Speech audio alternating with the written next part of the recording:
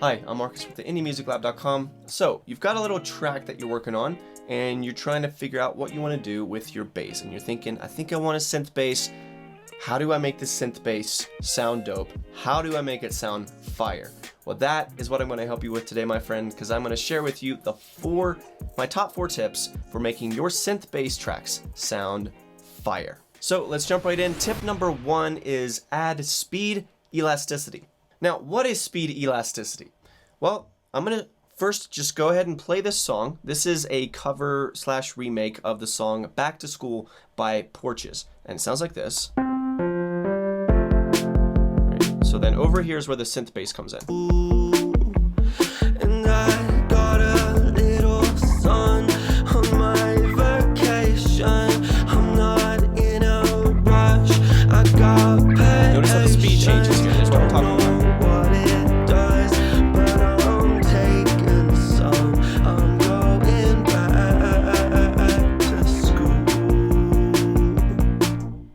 So that is speed elasticity. Think of an elastic band and you're stretching it and shrinking it, right? You're stretching it, you're shrinking it. It's not this like da da da da da da da da da da da da da da just throughout the entire song where da da da, like you're switching it up, right?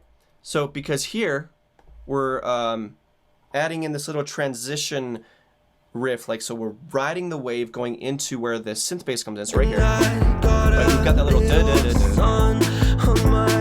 and then it's like I'm not in a rush.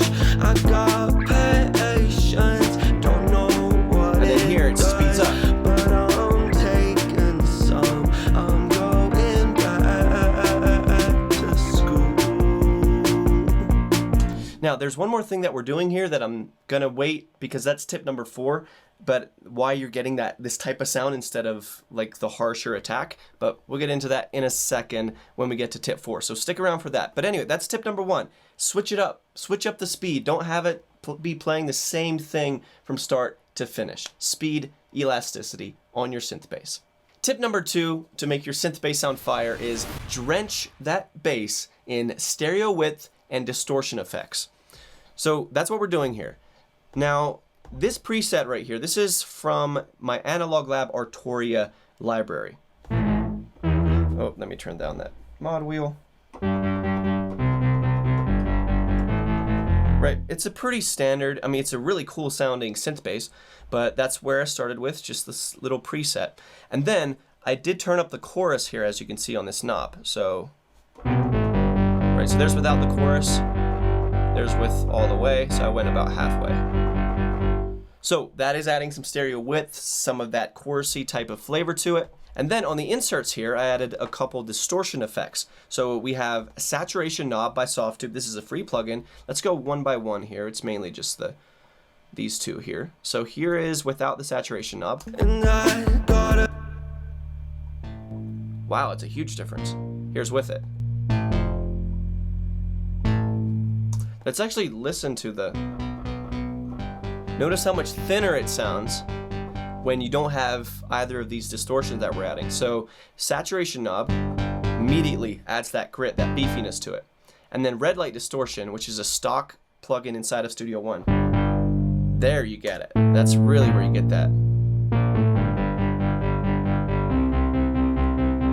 See, here's without it.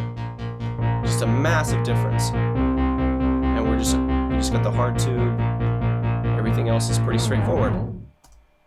So that's it. You want to drench it in some stereo width with the chorus. You can either add that as an insert or directly onto the preset.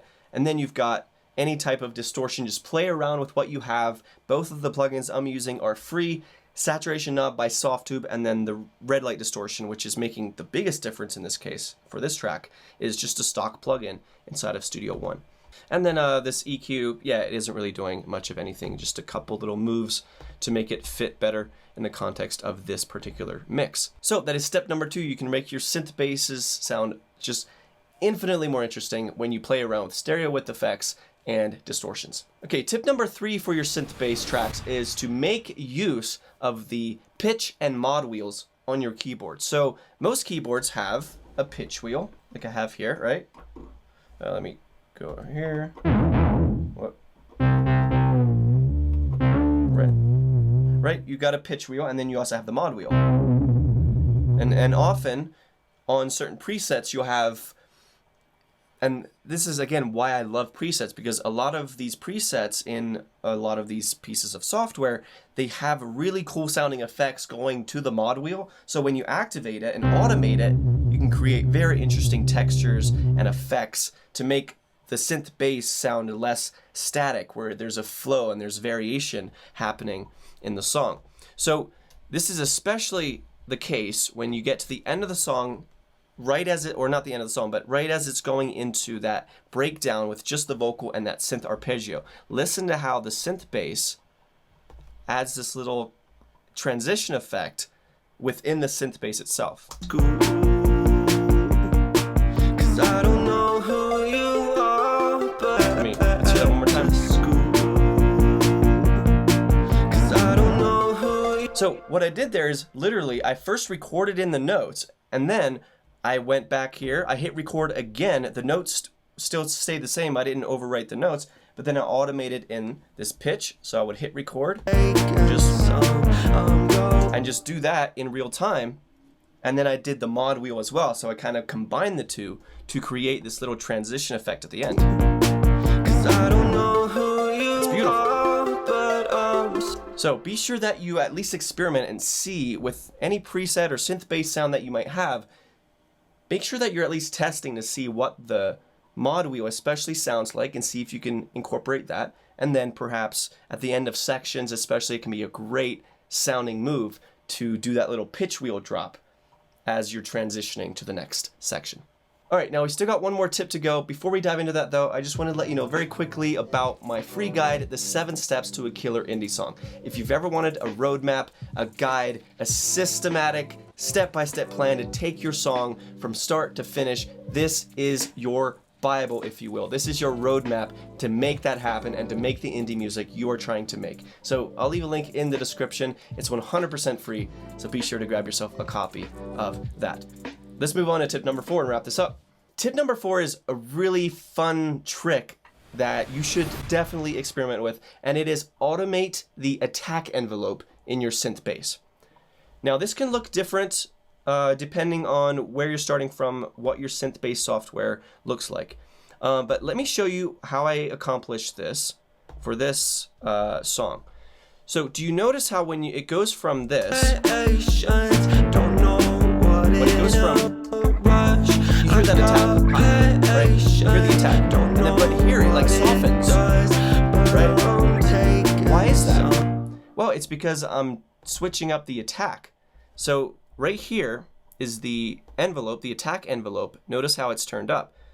Over here, it's turned down. See, it's all the way down here. And then I automated that. And that's how you get that softer attack. So if it's here, you can hear that attack. It's sharp and it hits that note.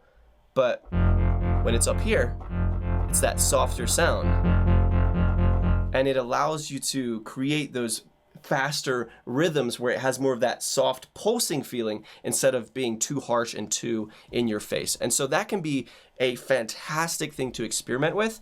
Now, if you're not sure how to do this, or maybe your synth bass patch that you have maybe doesn't allow you to do it, although you should be able to do it within any synth. If you're not, you can always experiment with things like Kickstart by Nicky Romero. So this is just like a sidechain type of plugin. Right? It does the same type of thing. Right. So that's just another way that you could achieve a similar type of sound where it softens up that attack and it creates more of that rhythmic pulsing type of vibe. So those are the 4 steps. So I'm just going to go ahead and play it from here to the end of the song.